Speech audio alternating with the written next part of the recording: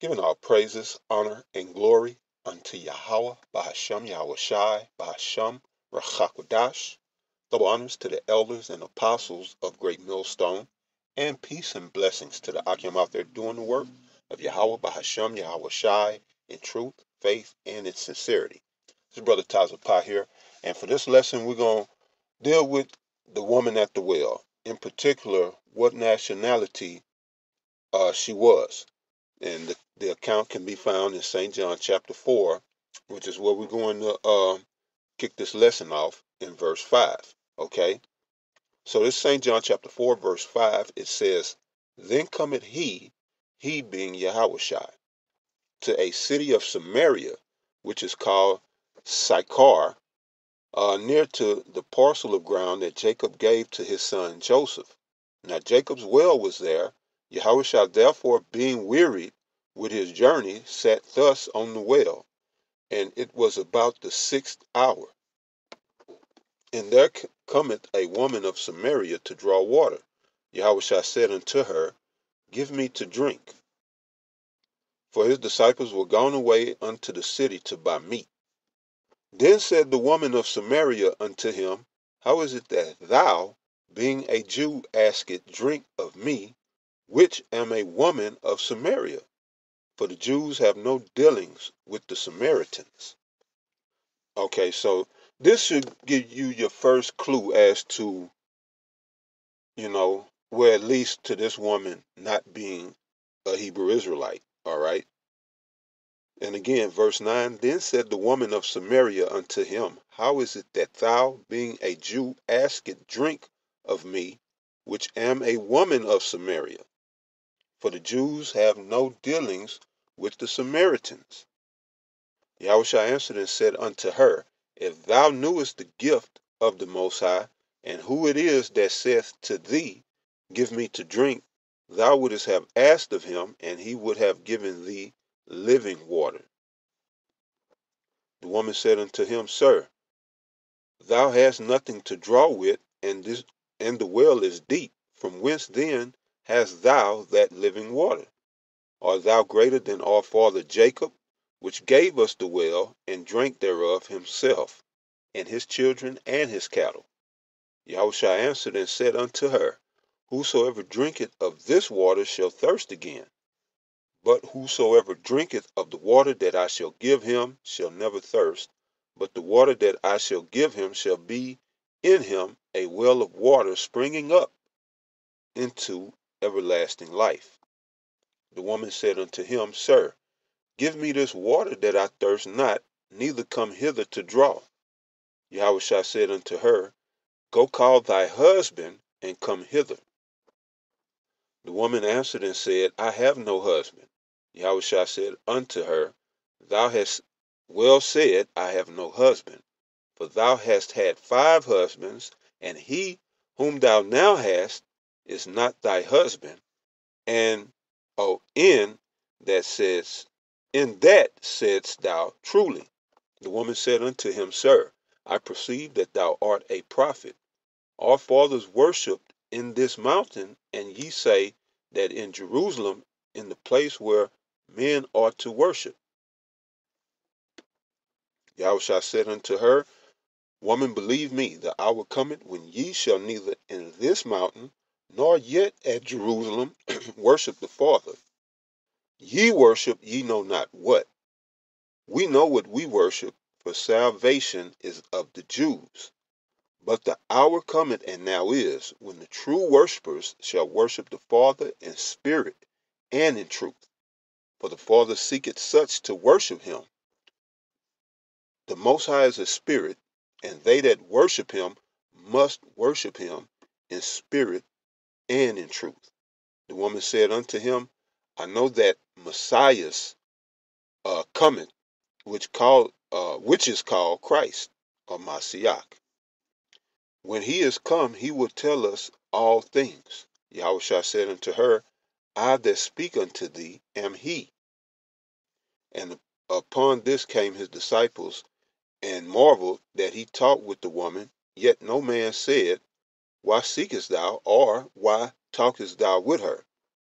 The woman then left her water pot and went her way into the city and said to men, come see a man which told me all things that ever I did. Is not this the Messiah? Then they went out of the city and came unto him. All right, so and that's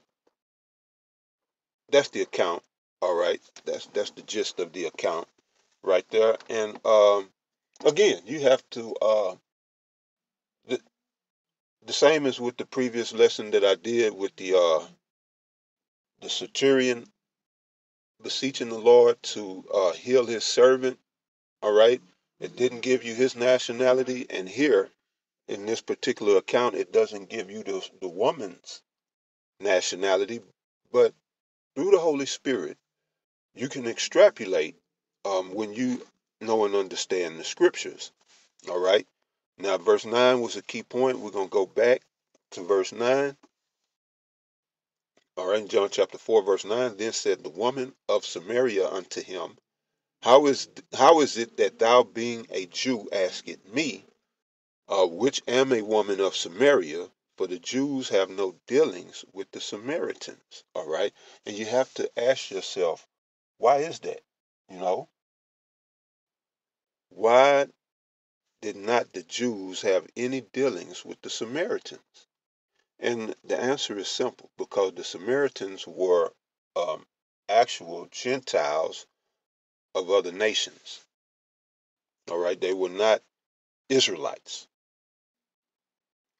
And the history on that can be found in the book of 2 Kings, chapter 17. All right. And we're going to start here at going straight to the point. All right. This is 2 Kings, chapter 17, verse 20. And the Lord rejected all the seed of Israel and afflicted them and delivered them into the hand of spoilers, until he had cast them out of his sight. All right. For he rent Israel from the house of David, and they made Jeroboam the son of Nebat king, and Jeroboam drave Israel from following the Most High, and made them sin a great sin. For the children of Israel walked in all the sins of Jeroboam, which he did.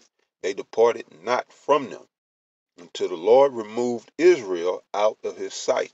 And Israel in reference to the northern kingdom. All right.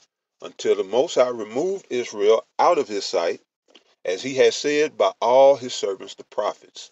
So was Israel carried away out of their own land to Assyria unto this day. All right. So to this day. And spiritually, you have a lot of the northern kingdom in Assyria. All right. Spiritually, America. But the point being is that Israel was taken completely out of the land. All right. Um,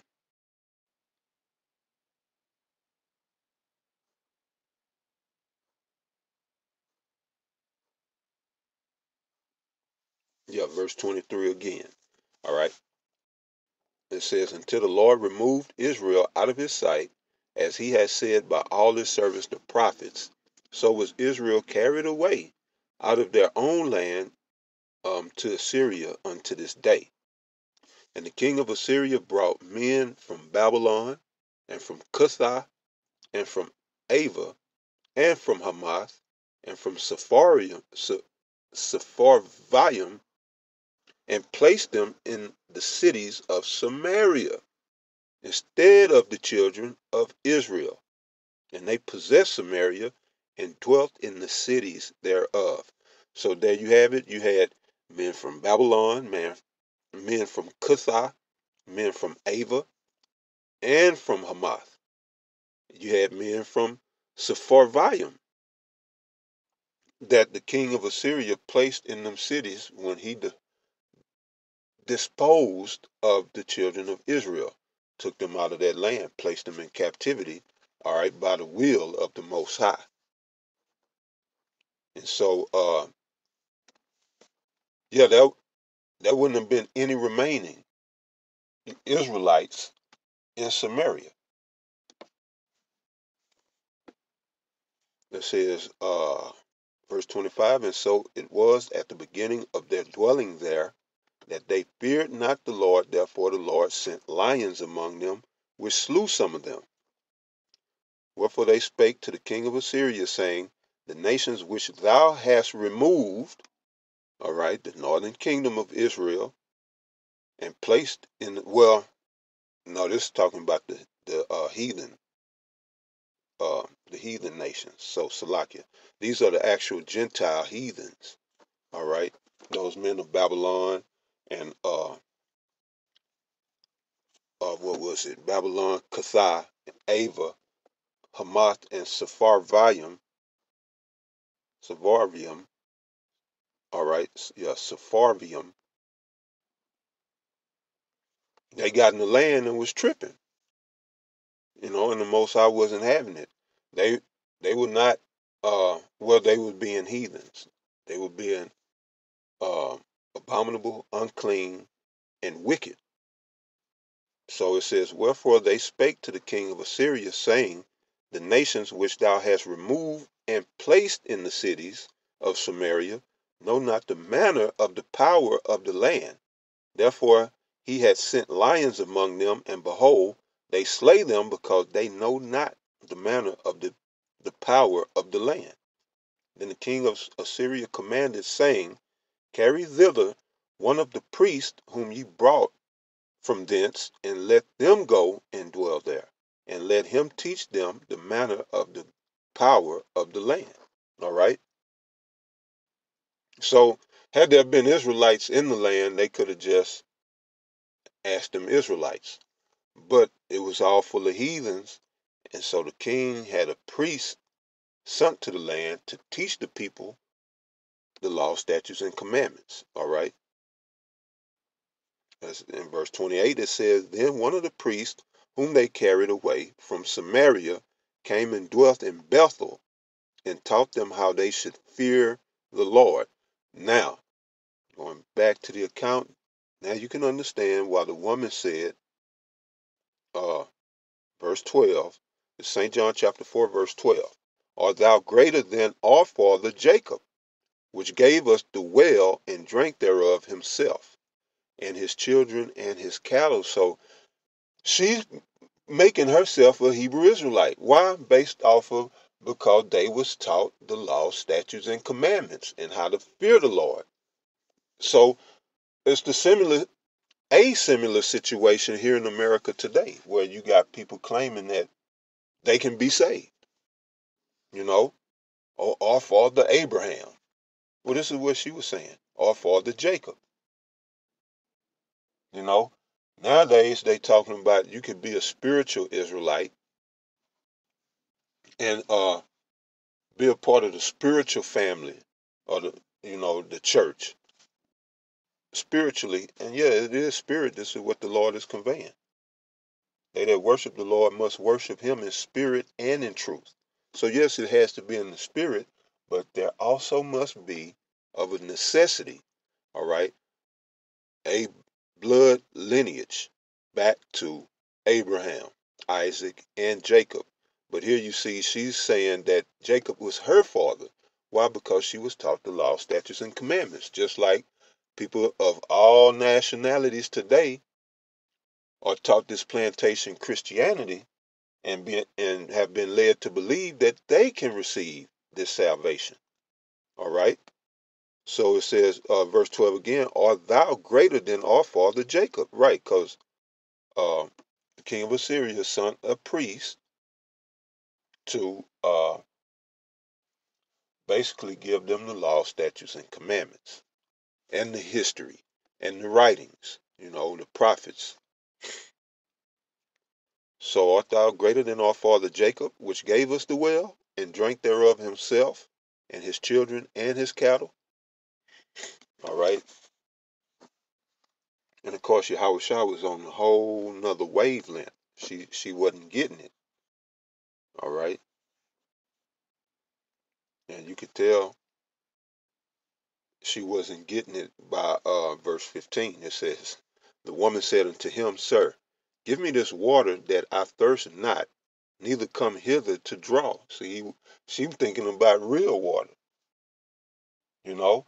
No, you still got to drink water, woman. She thought it was talking about real water. She's saying, give me this water so that I thirst not. She was talking about a physical thirst. And it said, neither come hither to draw. Well, this water is not going to, it's a spiritual water that the Lord was talking about. But anyway, just the account in itself and knowing the history that you had these Cushites and all these other heathens that was placed in our land, okay, this explains why she said what she said in verse 9. All right. When she said, for the Jews have no dealings with the Samaritans. Why? Because the Samaritans were actual heathens. And then you see in how the Lord dealt with the lady, or the woman at the well.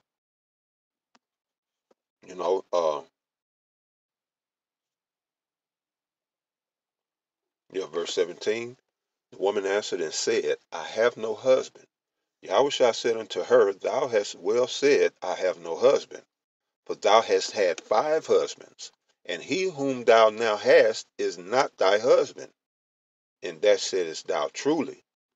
The woman said unto him, Sir, I perceive that thou art a prophet. Our fathers worship in this mountain. You see, she keeps saying our fathers, but she was not an Israelite. All right, and we're gonna prove it. It says, and ye say that in Jerusalem is the place where men ought to worship.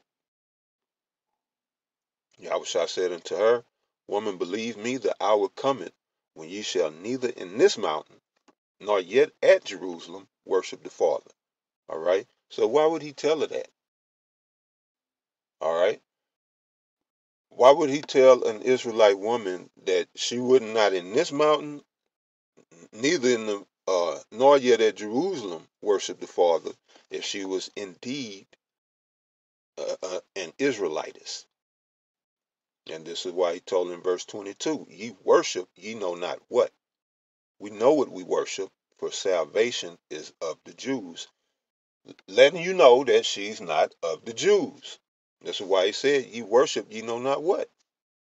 We know what we worship, for salvation is of the Jews, therefore, or thereby omitting her from their salvation, because she's not or was not a Jew. It said, but the hour cometh, and now is, when the true worshipers shall worship the Father in spirit and in truth. For the Father seeketh such to worship him. All right. So the Most High is a spirit, and they that worship him must worship him in spirit and in truth.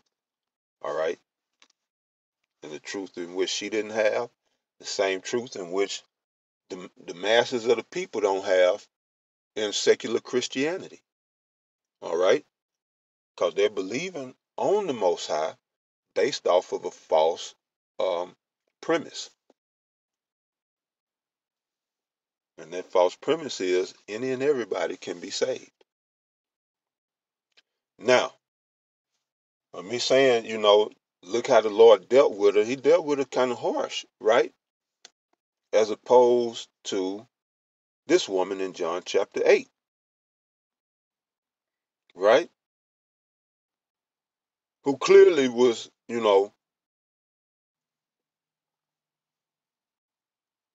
she was caught in the act, all right, of adultery. And we'll start at the top here. This is John chapter 8, verse 1. Yahushua went unto the Mount of Olives, and early in the morning he came again into the temple, and all the people came unto him, and he sat down and taught them. And the scribes and the Pharisees brought unto him a woman taken in adultery. And when they had set her in the midst, they said unto him, Master, this woman was taken in adultery in the very act. Okay?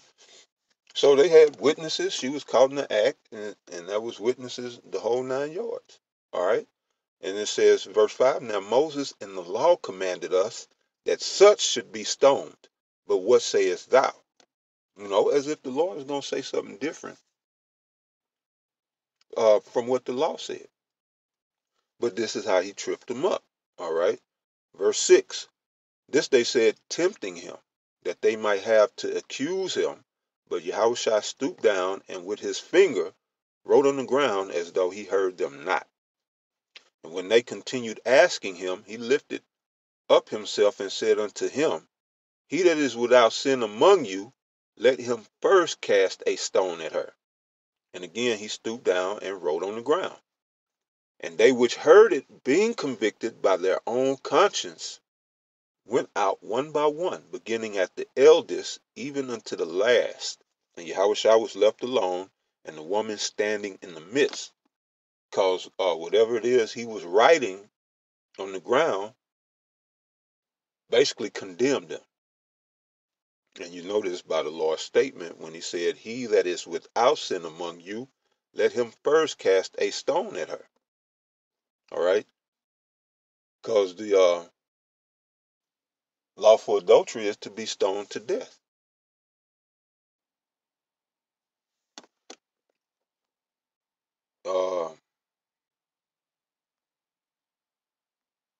All right, verse 10. Getting to the point. When Yahushua lifted up himself and saw none but the woman, he said unto her, woman, where are those thine accusers? Hath no man condemned thee? She said, no man, Lord. And Yahushua said unto her, neither do I condemn thee. Go and sin no more. Okay? So just painting a contrast with how the Lord dealt with the woman at the well and how he dealt with this woman who obviously was clearly in offense against the Most High for the act of adultery. You know, they had witnesses and everything. She was caught in the very act. And she never said that they was lying. That's the first thing you're going to do. If someone accuse you of something that you didn't do, is you're going to speak up for yourself. So here's a woman who was clearly guilty of a sin worthy of death. And this is what the Lord said, verse 10 again. John chapter 8, verse 10, when Yahushua had lifted up himself and saw none but the woman, he said unto her, woman, where are those thine accusers? Had no man condemned thee? She said, no man, Lord. And Yahushua said unto her, neither do I condemn thee. Go and sin no more. Why? Because this woman was an Israelite. Okay? Why he didn't tell that to the woman at the well? Because she was not a Hebrew Israelite. All right? And all she was doing was getting water. And yes, she was married to a man who wasn't her husband. Well, why didn't the Lord um give her forgiveness of sins? But you saw he didn't. He just told her, go and get your husband. So he could set the man straight. But yeah, there's a clear contrast. And then all throughout the scriptures, and even with the woman in the well, did not she exhibit some faith? She believed in that the Messiah would come, and came to the conclusion that he had to been that Yahushua had to been that Messiah. So why didn't the Lord say, I'm amazed at your faith, because a lot of people, well, you had a lot of Israelites at the time did not believe on the Lord. And here's a woman who, you know, she kind of sort of believed, at least she knew that a Savior was coming. And the Lord told her, I am him. She didn't buck up. Why didn't the Lord do something for her?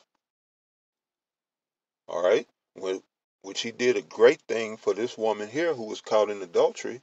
He forgave her sins. We get through the context that the Lord forgave this woman who committed a sin worthy of death.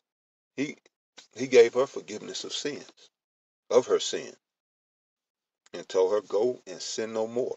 He said, neither do I condemn thee. Those words have power because the Lord is the forgiver. He is the mercy that the Lord extended unto us. So when he said, neither do I condemn thee, that's, that's the words we want to hear from the Lord. You know, in an overall scheme of things, this woman is a representation of the entire nation of Israel. Well, the hopeful elect right now. All right. She's an example of the hopeful elect in these days. All right. So yeah, you gotta eat the whole scroll. That's all I can say. You gotta eat the whole scroll and take it all into account when you go about breaking down these scriptures and going from precept to precept. You got to have a good overall understanding of the whole scroll, you know, or else you'll lead people astray and you'll make wrong comments concerning what the scripture is truly conveying. And at the end of the day, you know, scriptures didn't mention her nationality, but we do have the history on Samaria and the Samaritans. The, yeah, they were all, well, majority of them were actual Gentile heathens.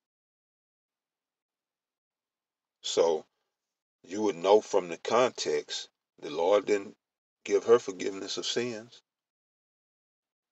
He really didn't do nothing for her. He gave her a small dose of the gospel, but basically telling her that this ain't for you. What he told her this ain't for you. He said the Lord is looking for true worshipers, which that ain't you, you know.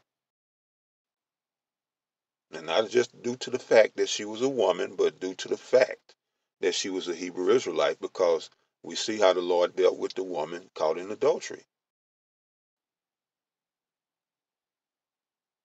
You know, he gave her forgiveness of sins.